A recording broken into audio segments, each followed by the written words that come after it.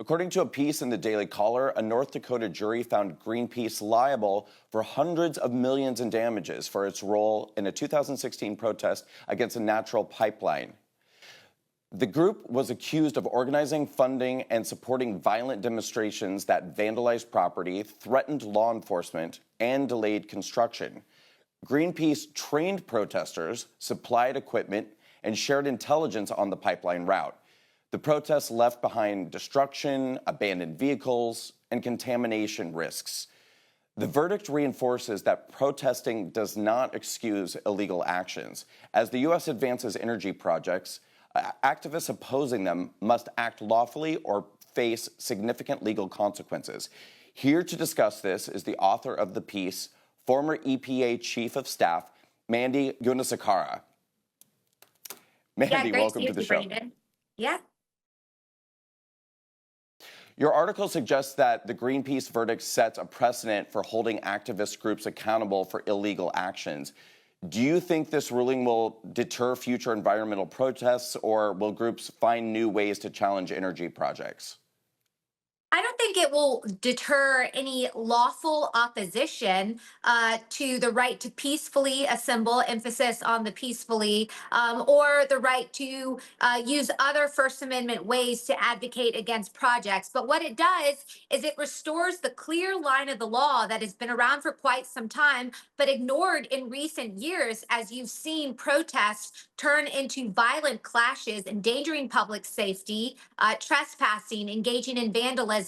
All of these check the boxes that transform a protest into a riot. And you had the Biden administration not only defending these types of actions and then going back in this instance, the Obama administration defending them, but you had major leaders of the Democrat Party finding ways to support them, raising money for legal defense. So what this verdict really does is it restores the law that has been on the books, that if you go out and protest something and then you cross that line, engaging in violent actions, then you can be held liable to the tune of $660 million, which is what Greenpeace was found liable in the instance of the riots, the destruction, the vandalism, the trespass, and the delay of the Dakota Access Pipeline. All these things that happened back many years ago, they are on the hook for that because they crossed that threshold. So for those who want to push back using legal means, of course, there are all sorts of avenues to do that at the location of whatever the project is, or through legal and administrative and certainly public narrative means. But if you are going to engage in illegal activities, you cannot do that and get away with it without paying exorbitant costs, and rightfully so. Well, I think this is going to be really reassuring news for a lot of people, because for many of us who have been kind of watching on the sidelines for many years, it does sort of feel like, particularly if it's a left-wing or more liberal-leaning cause, it can just devolve into a violent mob or a violent scene, and nobody really faces any repercussions. It seems like that's what we've been seeing and become accustomed to for so long. So I think this is going to be very reassuring to a lot of people that perhaps law and order is being restored. Yeah, absolutely. And, we saw that during the Summer of Love, or the BLM protests, where those protests in many instances turned to riots, burning down entire cities, but no one was held to account. The same thing happened as COVID was prevalent.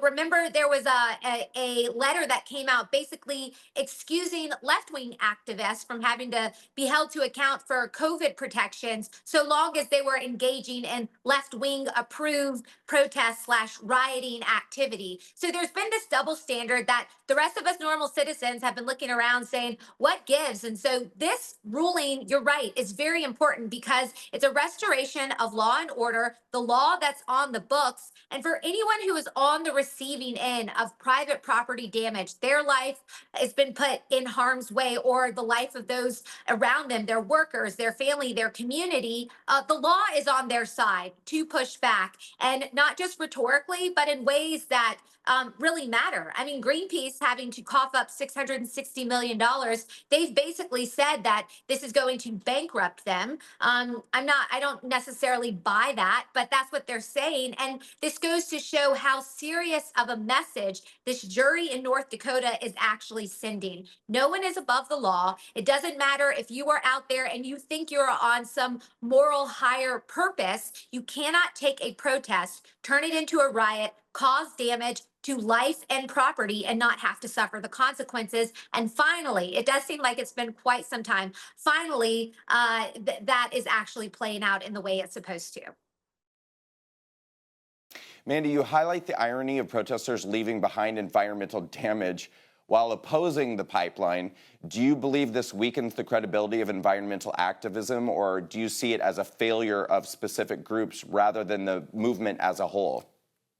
I think the extreme environmentalist credibility has been shot for quite some time. They're not just out there advocating for actions that make sense to protect and balance the environment. They're getting involved in all sorts of extreme left-wing causes. Most recently, you see them, they're a part of these groups firebombing Tesla dealerships. And it really is, they just become another tool for the activist left to use violence against those that they disagree with. And they try to hide behind this picture of they're doing it for the environment. But as you point out in this instance of Greenpeace, one, the fact that they were protesting a pipeline makes zero sense. It is the most efficient way to move an energy molecule from point A to point B in this country by far. And then what they did to the surrounding area, they left trash. They burned their camp to the ground. They left behind hundreds of vehicles that created potential contamination in areas where there were sensitive water ecosystems. So it just exposes the hypocrisy of these groups. They're out there talking about protecting the environment, but what they are really doing is to disrupt development that is based on traditional energy that we need in this country, and to fundraise off of that pushback to grow the power of left-wing extremist groups. Given the resurgence of American energy projects under President Trump, do you anticipate more legal battles between energy companies and environmental groups, or do you think this verdict will discourage disruptive protests?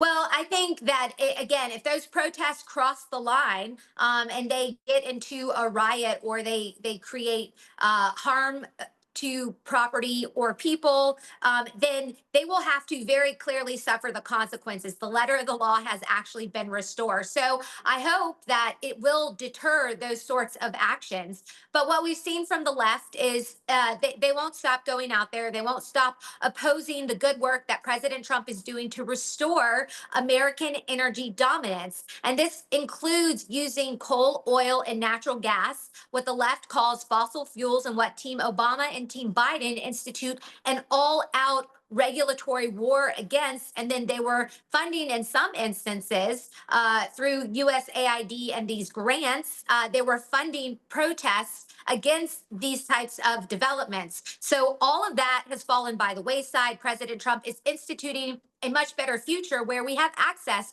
to these resources of which we've not only been abundantly blessed, but we know how to extract, transport, and use in the safest, most environmentally friendly way. We do it better than anyone else in the world. So there's going to be a lot of expansion, a lot of development. Of course, the left sees this as more opportunities to get protests out there and try to oppose it. But the wind is in the sails of the energy developments with President Trump as his team supporting them from the White House on down. And now you have the courts reminding the public that the law is still the law when it comes to protests versus riots. And if they cross it, they will be held to account in ways that really hurt their bottom line.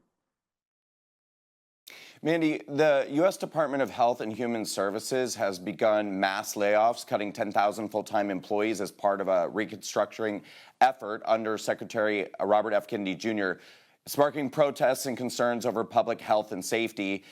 Do you think the reduction in staff and resources at agencies like the CDC and FDA will compromise the USA's ability to effectively respond to future health crises?